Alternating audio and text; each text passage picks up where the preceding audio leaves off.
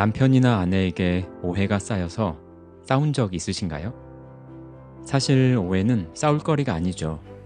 착각한 거니까. 풀면 그만이잖아요. 그런데 오해가 진짜 무서운 게요. 안 풀면 멀쩡한 것도 이상하게 보입니다.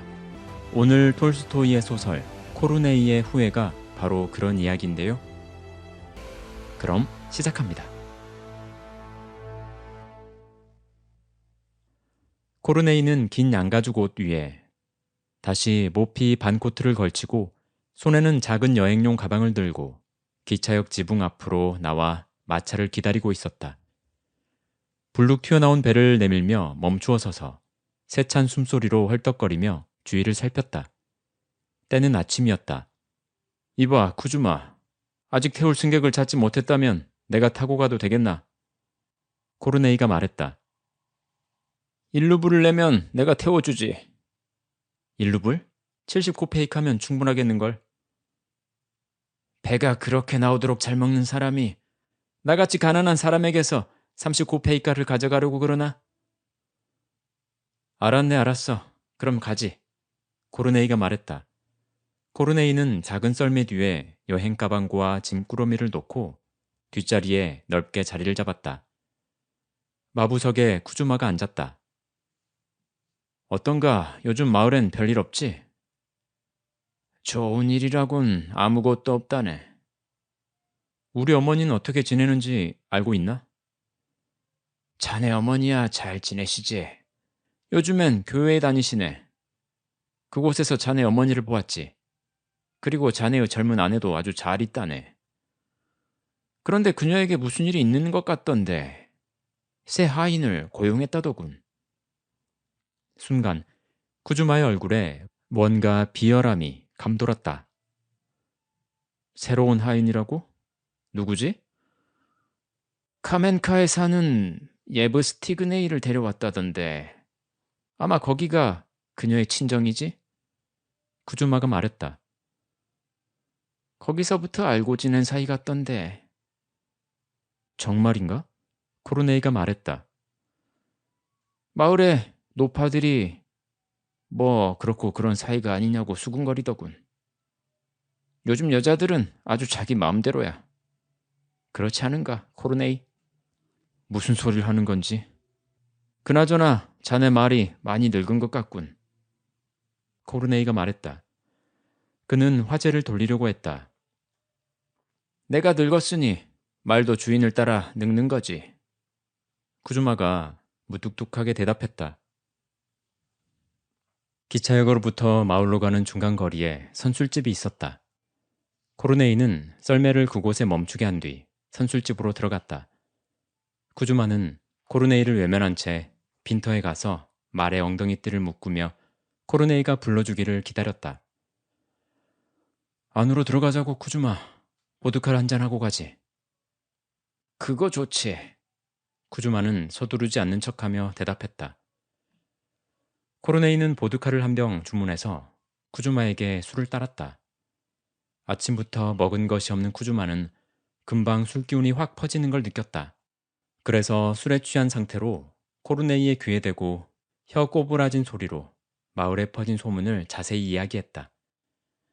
코르네이의 아내 마르파가 옛 애인을 집안의 일꾼으로 고용해서 그와 함께 살고 있다고 사람들이 쑥덕거린다는 것이었다. 자네가 너무 불쌍해. 왜 이제서야 나타난 거야, 코르네이? 그의 말을 조용히 듣고 있던 코르네이는 조용히 고개를 숙이고 있었다. 한 잔 더 하겠나? 아니면 이제 그만 갈까? 코르네이는 술병이 비자 말했다. 그리고 주인에게 술값을 지불하고는 거리로 나왔다. 해질녘에 집에 도착했다. 그가 집에 도착해서 처음으로 마주친 사람은 집으로 오는 내내 머리에서 떠나지 않았던 바로 그 예브스티그네이였다. 코르네이가 그에게 인사를 했다. 연한 흰 머리털에 야윈 얼굴을 한 예브스티그네이가 코르네이를 보자 왠지 호둥거리면서 당혹해하는 것 같았다. 그 모습을 보고 코르네이는 머리를 흔들었다. 아니야. 구주마 녀석이 나에게 거짓말을 하실 거야. 하지만 모르는 일이지. 한번 알아나 볼까? 자네가 우리 집에서 일한다는 사람이지? 코르네이가 말했다. 지내는 곳은 따뜻한가? 예, 난로가 있어서 괜찮습니다. 예브스티그네이가 대답했다. 코르네이가 현관으로 올라섰다. 마르파가 남편의 목소리를 듣고 밖으로 나왔다. 남편을 보자 그녀는 얼굴을 붉히고는 서두르는 기색을 보이면서 상냥하게 인사했다. 어머니와 함께 얼마나 기다렸다고요? 마르파가 남편을 따라 거실로 들어가며 말했다. 내가 없을 때 어떻게 잘 지냈소? 모든 게 다 똑같죠 뭐. 그녀는 말을 채 끝내기도 전에 3살 난 딸을 안았다. 딸아이가 엄마의 치맛자락을 당기며 우유를 달라고 졸라대자 마르파는 현관으로 성큼성큼 걸어 나갔다. 그때 코르네이의 눈처럼 까만 눈을 가진 그의 어머니가 겨울용 장화를 신고 힘들게 거실로 들어왔다. 아이고 아들아, 이렇게 돌아오다니 정말 반갑구나. 그녀는 머리를 끄덕거리며 아들에게 말했다. 코르네이는 자신이 어떤 계획을 가지고 집으로 돌아오게 되었는지 어머니에게 말했고 문득 무슨 생각이 났는지 현관문을 활짝 열어젖히며 나갔다. 그때 바로 정면에 서 있는 마르파와 예브스티그네이의 모습이 보였다. 그들은 서로 가까이 붙어서서 무언가를 말하고 있었다. 예브스티그네이는 코르네이를 보고는 재빨리 뛰어나갔고 마르파는 난로 근처로 다가가서 그 위에 놓인 통을 정리하려고 했다. 그런 모습이 코르네이의 눈에는 어색해 보였다.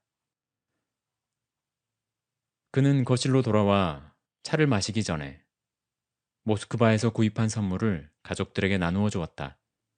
어머니에게는 모직 스카프를, 아들 표트리에게는 그림책을, 벙어리 조카에게는 조끼를, 그리고 아내에겐 드레스를 만들 수 있는 옷감을 선물했다. 차를 마시는 동안 코르네이는 얼굴을 찌푸리면서 조용히 앉아 있었다. 그는 기분이 좋아서 어쩔 줄 몰라 하는 벙어리 조카를 바라보며 가끔 억지 웃음을 지었다. 조카는 몹시 기뻐서 어쩔 줄 몰라 하며 조끼를 접었다 폈다 하고 입어보기도 하면서 코르네이를 보고 웃기도 했다. 차를 마시고 저녁 식사를 끝낸 후에 코르네이는 아내와 어린 딸이 지내는 침실로 갔다. 아내 마르파는 그릇을 치우기 위해 아직도 큰 통나무 집에 남아 있었다. 코르네이는 탁자 옆에 혼자 앉아서 팔꿈치를 괴고 쉬며 아내를 기다렸다. 그러는 동안 아내에 대한 뭔지 모를 악한 마음이 그의 내면에서 점점 더 강해지며 치솟아 올랐다. 그는 분을 사기려는 듯 벽장에서 주판을 꺼내고 바지 주머니에서 장부를 꺼내어 정리하기 시작했다. 그러고는 침실 문을 곁눈질하면서 큰 통나무집에서 들려오는 소리에 귀를 기울였다. 통나무집의 현관문이 여러 번 딸깍거리더니 문이 열리는 소리가 들렸다. 아내가 아닌 누군가가 현관 계단으로 나가는 소리 같았다. 마침내 문 가까이서 소리가 나더니 아내의 발소리가 들렸다. 문이 열리더니 장밋빛 얼굴에 붉은 수건을 머리에 두른 아름다운 아내가 어린 딸을 두 손으로 감싸 안고 들어왔다. 여행하시느라 몹시 피곤하셨죠? 그녀가 남편의 불편한 심기를 모르는 듯 웃으며 물었다. 코르네이는 그녀를 바라보며 별일이야 있었겠느냐고 생각했지만 다시금 온갖 상념에 사로잡혔다. 벌써 시간이 이렇게 늦었네요? 그녀는 그렇게 말하고 어린 딸을 손에서 내려놓고는 침실 칸막이 뒤로 갔다. 그리고 딸의 잠자리를 준비하고 아이를 눕혀 재웠다. 아직은 지켜보자. 그는 가쁜 숨을 조절하려고 노력했다. 그 다음 굼뜬 동작으로 일어나 몽당 연필을 조끼 주머니에 넣었다. 그리고 벽걸이 못에다 주판을 걸어놓고는 외투를 벗고 칸막이 문으로 다가갔다. 아내가 성상을 마주한 채 서서 기도하고 있었다. 그는 기다리며 서 있었다. 그녀는 송호를 그은 후에도 오랫동안 고개를 숙여 기도문을 읊었다. 그에겐 그녀가 고의적으로 시간을 끌려고 기도문을 수차례씩이나 되풀이하는 것처럼 보였다. 그녀는 바닥에 머리가 닿도록 절하고 일어나서 기도문을 몇 마디 더 읊조리더니 그에게 얼굴을 돌렸다. 아가 슈카는 벌써 잠들었나 봐요. 그녀가 딸아이를 가리키며 말했다. 그리고 미소를 지으며 삐거덕거리는 소리가 나는 침대에 앉았다. 예브스티그네이는 여기서 오래전부터 일했소? 그가 칸막이 문으로 들어서면 물었다. 그녀는 굵게 따은 머리채 하나를 어깨에서 가슴팍으로 내리며 빠른 손놀림으로 따은 머리를 풀기 시작했다. 그리고 그를 똑바로 바라보며 눈웃음을 지었다. 예브스티그네이요? 그를 어떻게 아세요? 이제 온 지 2주나 3주 정도밖에 안 됐어요. 당신, 그 사람과 예전부터 알고 지냈소? 그의 질문에 그녀가 손에서 머리채를 떨어뜨렸다. 하지만 즉시 수치 많은 머리채를 잡고는 다시금 따기 시작했다. 무슨 말씀하시는 거예요? 제가 왜 예브스티그네이와 알고 지냈겠어요? 당신 어디서 무슨 이야기라도 들었나요? 말해요. 어서. 나에게 사실을 말하란 말이지. 그는 바지 주머니에 넣은 손을 꽉 움켜쥐어 주먹을 만들면서 말했다. 그런 쓸데없는 말은 하지 마세요. 내가 묻고 있잖아. 왜 대답을 피하는 거지? 그가 반복해서 물었다. 정말 당신 왜 그래요? 내가 뭐 그 하인이랑 무슨 사이라도 된다는 거예요? 누가 당신에게 그런 거짓말을 한 거죠? 당신 좀 전에도 현관 계단에서 그 녀석이랑 무슨 이야기 했잖아. 무슨 말을 하긴요. 연물통에 여물을 좀 넣으라고 했을 뿐이에요. 당신 오랜만에 돌아와서 고작 한다는 말이 그런 거예요?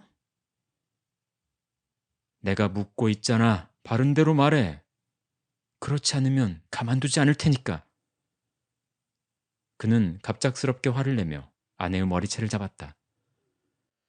그녀는 아픔으로 얼굴을 일그러뜨리면서 그의 손에 잡힌 머리채를 빼내려고 안간힘을 쓰며 말했다. 돌아와서 당신이 하는 짓이 고작 여자 머리채를 잡는 일인가요? 내가 도대체 무슨 잘못을 한 거죠? 그는 그녀에게 더 가까이 다가서며 물었다. 그 녀석이랑 무슨 관계인지 어서 솔직하게 말해. 아무 사이도 아니라고요. 아무 사이도. 그녀가 말을 끝내기도 전에 코르네이가 손으로 그녀의 머리채를 잡고는 침대에다 내던졌다. 그러고는 사정없이 구타하기 시작했다. 그녀는 울면서 피해 달아나려고 시도했지만 그는 그녀를 놓아주지 않았다. 딸아이가 깨어나 엄마에게 달려갔다. 엄마! 딸아이가 울부짖었다. 코르네이가 어린 딸의 손을 움켜쥐고는 엄마로부터 뛰어낸 뒤 고양이를 내던지듯이 아이를 구석으로 내동댕이 쳤다. 아이는 외마디 비명을 지르고 나서 몇 초 동안 꼼짝도 하지 않았다. 이 몹쓸 양반아, 아기까지 죽이려고 하는 거야? 마르파가 소리를 내지르며 어린 딸에게 달려가려고 했다. 하지만 코르네이가 다시 그녀를 붙잡았고 넘어뜨렸다. 그녀는 나자빠져 소리 지르는 것조차 멈추어 버렸다. 어린 딸은 이 장면을 보고 절망적으로 소리치며 울기 시작했다. 그때 노모가 허연 머리를 풀어헤친 채 머리를 흔들고 비틀거리면서 작은 방으로 들어왔다. 그녀는 아들도 며느리도 보지 않고 바로 손녀에게 달려가 그녀를 곧장 안아 들어올렸다. 코르네이는 힘들게 숨을 내쉬며 주변을 둘러보고 서 있었다. 마치 잠에 취한 듯 자신이 어디에 있는지, 지금 누구에게 무슨 짓을 하고 있는지 모르는 것 같았다. 이 사악한 인간, 도대체 무슨 짓이냐고 이게. 마르파가 재빨리 말을 마치고는 혹여나 남편이 더 때릴까봐 팔꿈치로 얼굴을 가렸다. 하지만 코르네이는 씩씩거리면서 주위를 둘러볼 뿐이었다. 노파는 어린아이를 아는 채 크게 소리쳤다. 이 녀석아, 딸의 팔을 부러뜨리는 그런 아비가 이 세상에 어디 있니? 딸아이의 팔이 탈골되어 아래로 늘어져 있었다. 아이는 울음 섞인 외침을 그치지 않았고 코르네이는 조용히 현관 계단을 지나 밖으로 나갔다. 마당엔 냉기가 서려 추웠고 음산했다. 가느다란 눈발이 그의 뺨과 이마로 떨어졌다. 그는 계단에 주저앉아 난간에 쌓인 눈을 한 줌 집어먹었다. 조금은 정신이 드는 것 같았다. 방 안에서는 마르파가 신음하는 소리와 함께 아이의 구슬픈 울음소리가 들렸다. 그의 어머니가 어린 손녀를 안고 침실을 나와 현관 덧문을 통해 큰 통나무 집으로 가는 모습이 보였다. 그는 일어서서 침실로 들어갔다. 탁자 위에 놓인 꺼버린 램프에서 아직 남아있던 빛이 희미하게 방 안을 밝히고 있었다. 그가 막 들어서는 순간에 마르파의 신음이 칸막이 뒤에서 점점 크게 들렸다. 그는 조용히 옷을 갈아입고 벽장에서 여행 가방을 꺼내 그 안에 소지품들을 집어넣고는 끈으로 싸맸다. 무엇 때문에 나를 죽이려는 거예요? 내가 당신에게 무엇을 잘못했다고 그러는 거예요? 마르파가 하소연하는 목소리로 말했다. 하지만 코르네이는 대답을 하지 않고 여행 가방을 집어들고는 문 쪽으로 가지고 갔다. 그리고 발로 문을 밀치고 나가서는 문을 세차게 닫고 사라졌다. 그는 그 길로 기차역으로 갔고 날이 밝자 첫 기차에 몸을 실었다. 마르파는 구타당해 얼굴에 심한 멍이 든 것 외에도 갈비뼈 2대가 부러지고 머리에도 상처를 입었다. 하지만 힘세고 젊고 건강한 여자라서 금방 회복이 되었다. 하지만 어린 딸은 그만 불구자가 되고 말았다. 부러진 팔이 휘어진 채로 나으면서 장애가 생긴 것이다. 코르네이가 집을 떠난 그때부터 그에 관한 소식을 들은 사람은 아무도 없었다. 그가 살았는지 죽었는지 그것조차도 알 수 없었다. 17년이 지났다. 황량한 가을이었다. 태양은 아래로 기울고 있었다. 오후 4시, 날이 어두워지기 시작했다. 안드레예브카의 가축대가 마을로 돌아오고 있었다. 목동이 가축대를 마을로 몰아주고 떠나면 순번이 된 여자들과 아이들이 그 가축대를 데려갔다. 가축대가 귀리를 수확한 들판을 지나 양과 말의 발자국들과 진흙으로 뒤덮이고 바퀴 자국으로 얼룩진 더러운 비포장 도로를 따라서 소 울음소리를 계속 내며 마을을 향해 가고 있었다. 그 길을 따라가는 가축대 앞으로 비에 젖은 남루한 무명 외투에 큰 모자를 쓰고 구부정한 등에다 가죽 자루를 맨 사람이 걸어가고 있었다. 머리칼과 수염은 하얗게 바랬지만 두 눈썹만은 숱이 많고 까만 키가 큰 노인이었다. 그 노인은 젖어있는 낡은 장화를 신고 지팡이를 짚고서 힘겹게 걸어갔다. 가축들이 그를 앞지르려고 하자 노인이 걸음을 멈추고 지팡이에 기대어 섰다. 머리에 거친 아마포 천을 두른 젊은 여자가 남성용 장화를 신고 스커트를 허리춤에 끼운 채 이곳저곳으로 다니며 꿈을 대는 양들과 돼지들을 빠른 발걸음으로 몰아대고 있었다.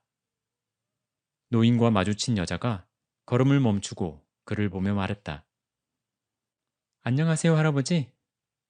아직 앳된 목소리가 명랑하고 상냥했다. 안녕하시오. 노인이 대답했다. 우리 마을에서 밤을 보내실 건가요?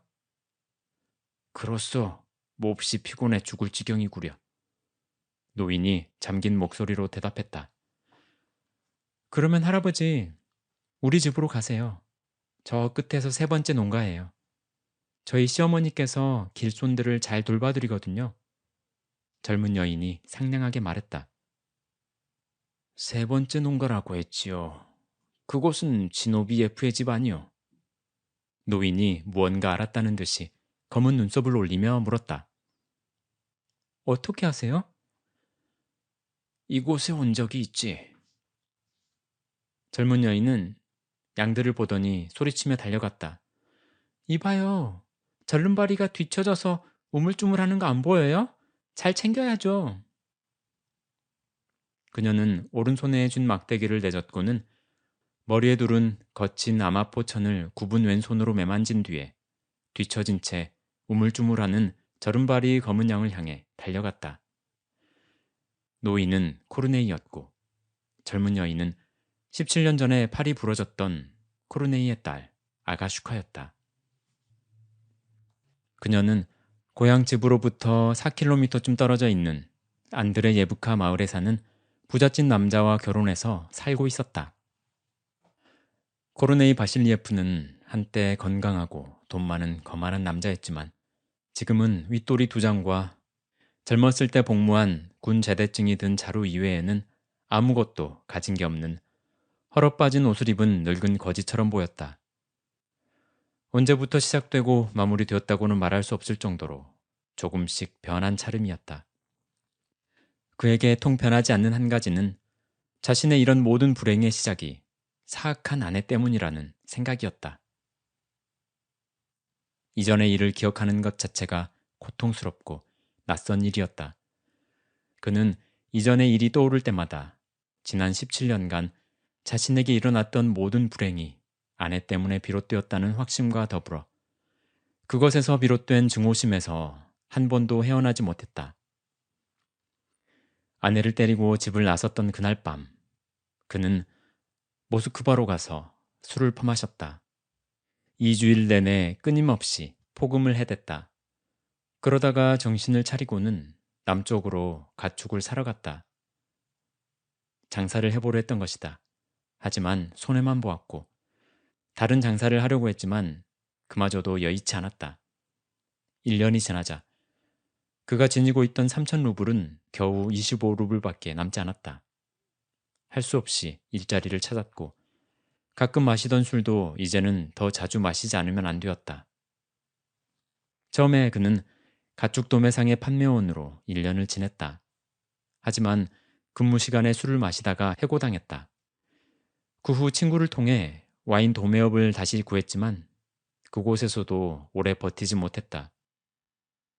그렇다고 집으로 돌아가기는 싫었고 집을 떠올릴 때면 분노가 치밀었다. 나 없이도 잘 살 거야. 아마 아들도 딸도 내 자식이 아니겠지. 그는 그렇게 생각했다. 그의 모든 것은 더욱더 나빠지고 있었다. 하루라도 술 없이 살 수가 없었고 이를 구하려고 했지만 아무도 그를 받아주지 않았다.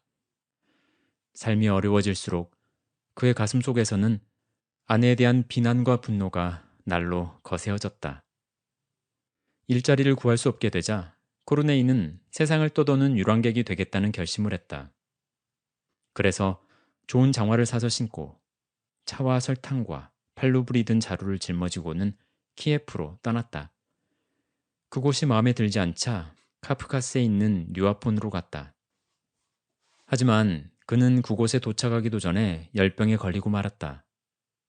몸이 쇠약해진 그에게 남아있는 돈은 1루블 70코페이카가 전부였고 아는 사람은 아무도 없었다. 그래서 문득 고향으로 돌아가기로 결심한 것이다. 그래, 혹시 아나 이제 그 악바리 같은 마누라도 죽었을지. 혹시 살아있다면 죽기 전에 할 말을 다 해야겠어. 내가 그동안 얼마나 고생했는지 그 사악한 여자가 알아야 돼. 그는 이런저런 생각을 하며 집을 향해 떠났다. 하루가 지날 즈음에 열병이 도졌다. 점점 쇠약해져가는 몸을 이끌고 하루에 10에서 15km를 걸었다. 집에 도착하려면 아직 200km는 더 걸어가야 했다. 때로는 먹을 것을 구걸하고 교회에서 운영하는 구제소에서 잠을 자기도 했다. 그리고 2주 후 고향집까지 4km를 남겨둔 그곳에서 아가슈카를 만난 것이다. 그는 딸을 알아보지 못했다. 아가슈카가 말한 대로 그는 지노비예프의 집을 찾아가서 하룻밤 머물기를 청했고 그 가족들은 그의 요청을 들어주었다. 어머나, 많이 춥겠어요. 어서 이리로 오세요. 이 난로 곁으로. 아가슈카의 시어머니인 노파가 탁자를 정돈하며 상냥하게 말을 건넸다. 코르네이가 외투와 장화를 벗었다. 그는 젖은 옷을 난로 반대편에 걸어놓고는 자리에 앉았다. 아가슈카가 주전자를 들고 집 안으로 들어왔다. 가축을 우리에 몰아넣고 손질까지 하고 돌아온 것이었다. 그렇게 모인 가족은 코르네이에게 차를 함께 마시자고 청했고 그들은 다 함께 긴 의자에 앉았다. 날씨와 추수에 관한 이야기를 했다. 그런저런 이야기를 하고 있을 때 아가슈카가 코르네이에게 차를 따라주었다. 벌써 5잔째였다. 어서 드세요, 할아버지. 몸이 더 따뜻해질 거예요. 그가 사양할 때마다 그녀는 상냥하게 차를 권했다. 그런데 손이 좀 불편해 보이는 것 같구려. 코르네이가 눈썹을 치켜세우며 물었다. 말이 많은 시어머니가 며느리를 대신해 설명했다. 어려서 팔이 부러졌다오. 우리 아가슈카의 친정 아버지가 이 아이를 죽이려고 했다지. 아니, 도대체 왜 그랬답니까? 코르네이는 젊은 여인의 얼굴을 곁눈질하며 질문했다. 그는 찻잔을 든 손을 떨더니 차를 반이나 흘리면서 찻잔을 탁자 위에 내려놓았다. 우리 며느리의 아버지가 옆 마을에 살았다오. 코르네이 바실리에프라고 불렸지요. 그는 부자였어요. 어찌된 까닭인지 아내가 외도를 했다고 의심했고 그래서 어느 날 밤 아내를 때리고 이 아이를 이렇게 만들었다지요. 코르네이가 조용히 바닥을 내려다보았다. 그래서 그는 어떻게 된 거요? 그 아내가 외도를 했다는 거요? 안 했다는 거요? 코르네이가 조심스레 물었다. 아이고, 그의 아내가 고용한 일꾼 때문에 오해했다고 하더군요. 그 일꾼은 우리 마을 사람이었는데 아주 착한 이였죠. 그런데 그 일이 있고 얼마 후에 병에 걸려 죽었다고 하더군요. 죽었다고요? 코르네이가 기침을 하며 물었다. 아주 오래전 일이지요. 그리고 이 아이가 커서 우리 며느리가 됐고 우린 이렇게 잘 살고 있답니다. 그럼 며느리의 친정 아버지는 찾아보지 않았소? 코르네이가 물었다. 그 사람도 이제 죽지 않았겠어요. 벌써 한참 전 일이니까. 아가슈카의 시어머니가 대답했다. 저는 전혀 기억이 안 나요. 겨우 젖을 뗄 나이였다고 친정 어머니가 말씀하셨죠. 그렇게 말하는 아가슈카를 바라보며 코르네이가 떨리는 목소리로 물었다. 팔을 그렇게 만든 아버지를 원망하지 않소? 어쨌든 제 아버지니까요. 그분도 이 사실을 알면 후회하시겠죠. 차를 좀 더 드릴까요? 코르네이는 눈물을 흘리는 바람에 대답을 하지 못했다. 다음 날 코르네이는 다른 사람들보다 일찍 일어났다. 마른 옷과 장화를 신고 짐자루를 짊어졌다. 아니 이보시오. 아침도 안 들고 가시려고 하는구려? 노파가 물었다. 예, 정말 고맙습니다. 저는 이제 그만 가보겠습니다. 그럼 구운 과자라도 가져가시구려. 내가 자루에 넣어드리리다. 코르네이는 감사의 말을 건네고는 작별했다. 혹시 여길 다시 지나가게 되면 들르시오. 하나님의 축복이 함께 하시기를. 짙은 가을 안개가 온 마을을 뒤덮고 있었다. 그렇지만 코르네이에게는 눈에 익숙한 길이었다. 내리막길과 오르막길, 길가의 잡목숲과 버드나무들까지 모든 것이 기억에 생생했다. 비록 17년이나 흘러서 고목이 잘린 자리에 다시 어린 나무가 자라고 그 나무도 이제 커버렸지만 오른쪽과 왼쪽 숲 모두 낯설지가 않았다. 그리고 그의 벽돌집도 낡기는 했지만 그대로였다. 지붕은 오랫동안 칠을 하지 않아 빛을 발했고 현관은 귀퉁이에 벽돌이 떨어져 나가 기울어져 있었다. 그가 이전에 자기 집에 들어서자 망아지와 말들이 문 밖으로 나오고 있었다. 그중 늙은 얼룩말은 코르네이가 집을 떠나기 1년 전에 시장에서 사왔던 것과 똑같아 보였다. 그 녀석이 새끼를 낳았나 보군. 정말 닮았어. 그는 생각했다. 까만 눈의 꼬마가 물을 주는 곳으로 말들을 내몰고 있었다. 표트르의 아들인가? 저 까만 눈은 정말 표트르와 똑같군. 코르네이는 생각했다. 소년이 낯선 노인을 쳐다보다가 진흙에서 총총거리는 어린 순말을 쫓아갔다. 개 한 마리가 아이를 뒤따라갔는데 그 개도 코르네이가 이 집에 살았을 때 있던 볼초크처럼 검었다. 그는 현관으로 다가서다가 계단에 앉아서 난간에 쌓인 눈을 먹었다. 17년 전 그 맛이었다. 그리고 현관문을 열었다. 아니 누가 말도 하지 않고 들어오는 거예요?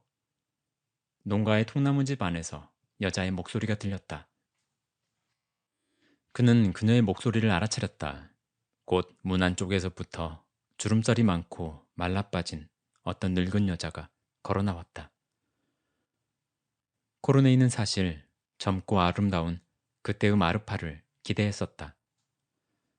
하지만 지금 그의 앞에는 얼굴에 주름살이 깊게 파인 한 여인이 서 있을 뿐이었다. 국어를 하려면 창문 밖에서 말을 해야지. 이렇게 들어오면 어떻게 합니까?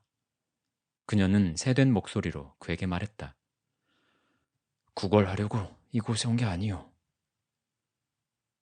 그럼 뭐 때문에 오셨는데요? 말하던 그녀가 멈추어 섰다. 그는 순간 그녀가 자신을 알아보았다는 것을 느꼈다. 썩 나가세요. 당신 같은 불황자들에게 줄 건 없습니다. 코르네이는 벽에 등을 기대고 지팡이에 몸을 의지하며 그녀를 응시했다. 놀랍게도 그의 마음속에 평생을 따라다녔던 그녀에 대한 분노는 운데간데 없이 사라지고 부드럽고 애처로운 감정만이 엄습했다. 마르파, 나도 이제 죽을 날이 멀지 않은 것 같구려. 나가요. 나가라니까요. 죽을 날이 얼마 안 남았으면 빨리 하나님께나 가보시든가요. 그녀가 악담을 퍼부었다. 그 말 외엔 더 할 말은 없어? 난 할 말 없어요. 어서 나가요. 썩 나가라고요. 그녀는 빠른 걸음으로 집 안으로 들어가며 문을 꽝 닫아버렸다. 아니 왜 그렇게 사람을 내쫓고 그러세요? 집안에서 남자의 목소리가 들렸다. 문이 다시 열리고 허리춤에 도끼를 맨 머리가 칠흑같이 검은 농부가 걸어 나왔다. 그 남자는 코르네이의 젊을 적과 완전히 똑같았다. 어머니에게 거지를 박대하지 말라고 질책한 이는 바로 17년 전 그림책을 선물로 받았던 그의 아들 표트르였다.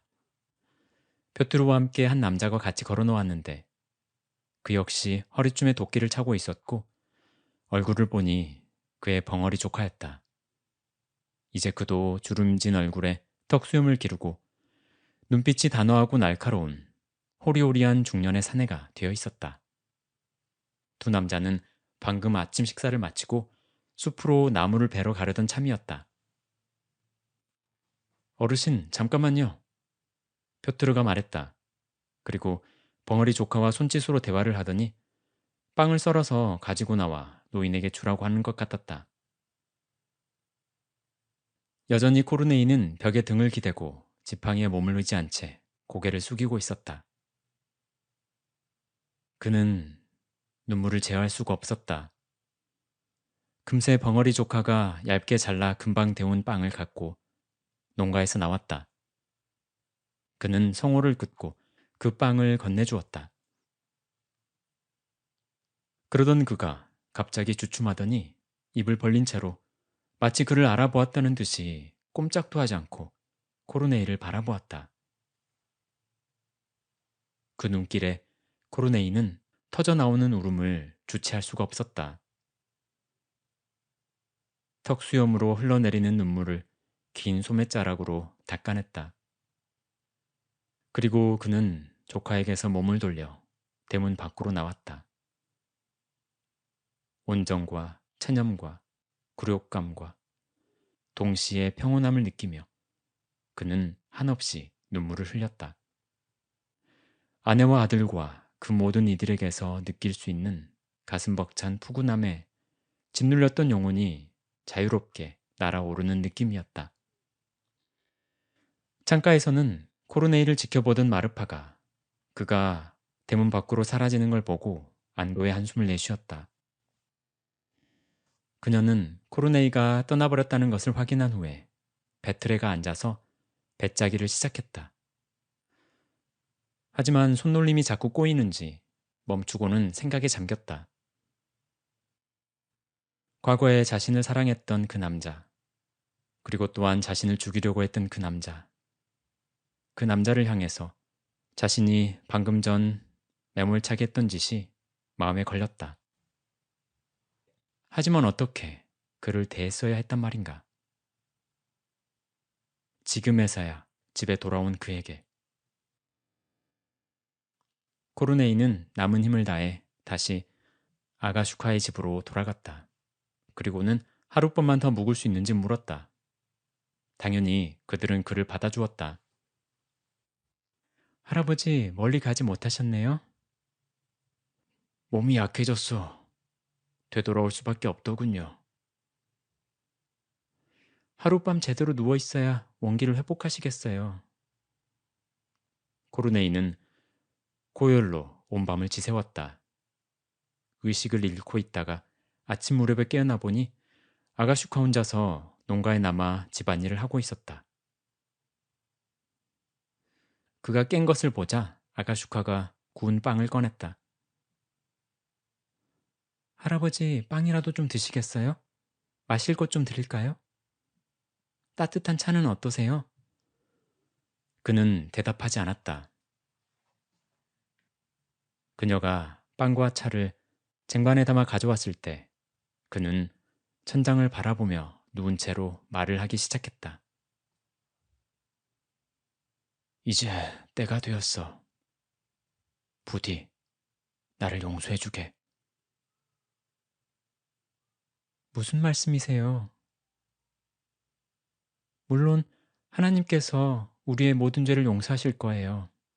하지만 제가 할아버지를 용서할 일은 없을 것 같은데요? 그가 말을 이었다.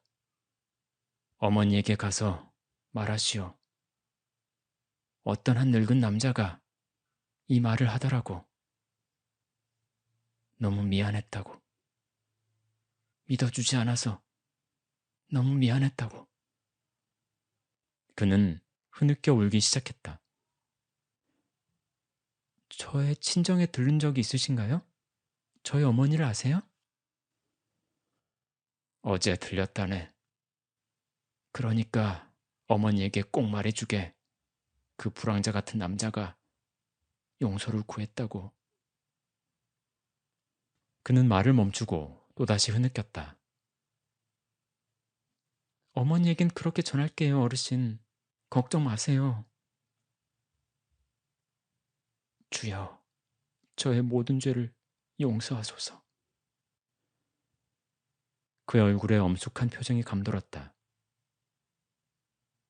그는 눈썹을 치켜세우고 천장의 한 점만을 응시하는 듯했다. 그의 손이 바닥으로 떨어졌다. 더 이상 숨을 쉬고 있지 않았다. 아가슈카는 성호를 긋고는 깨끗한 수건으로 그의 얼굴을 덮어주었다. 지난밤 마르파는 코르네이를 생각하느라 잠을 이루지 못했다.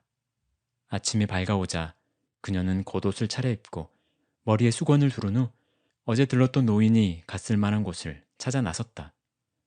그래, 이제 그를 용서하고 집으로 데리고 와야 해. 최소한 아들이 있는 집에서 죽을 수 있도록 해줘야지. 그녀는 생각했다.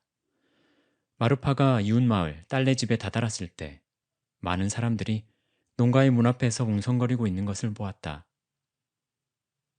20년 전 온 동네에 모르는 사람이 없을 만큼 부자로 명성이 자자했던 코르네이가 가난한 불황자가 되어 딸네 집에서 죽었다는 소식에 사람들이 몰려들었던 것이다. 수군거리며 한숨을 짓거나 흐느끼는 여자들도 있었다. 마르파가 농가 안으로 들어서자 사람들이 길을 내주었는데 그녀의 눈에 성상 아래로 길게 놓인 아마포천이 들어왔다. 깨끗하게 씻긴 남편의 시신을 감싼 것이었다. 시신의 머리맡에서는 마을의 신부 필립 고누누이치가 시편을 읊고 서 있었다. 이제 그녀가 용서해야 할 사람도 그녀에게 용서를 구할 사람도 없었다. 코르네이의 아름다우면서도 평온한 얼굴은 아내와 자식들이 자신을 용서했음을 알고 있는 듯 보였다.